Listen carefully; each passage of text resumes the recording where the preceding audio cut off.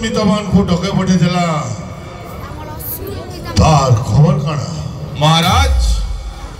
आपण जे आपणकर असुरमित मान को डके पठे दिले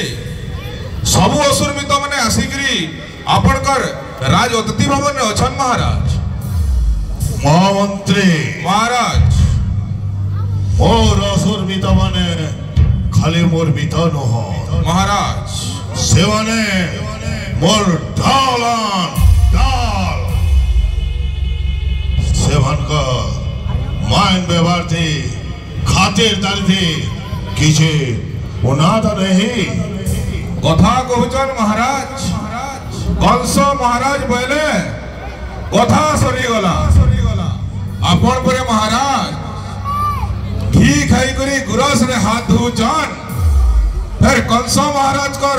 अतिथि चर्चा ने किछि कमी रही जिबा सेटा फेरी मथुरा नगरी रे असंभव असंभव महाराज असंभव जे महामंत्री महाराज मोर बीता मासत माने मते केतेले भेटू बोली जान महाराज आपण को असुर बीता माने सबु इहे दे आपण को भेटवार लगे आसुचन महाराज जे महामंत्री महाराज मोर बीता मासत मान को मान व्यवहार देई करी आनवा लगे ताकर से की अछ महाराज आपण को असुर बीता मान को इनके डाकी आनवार लगी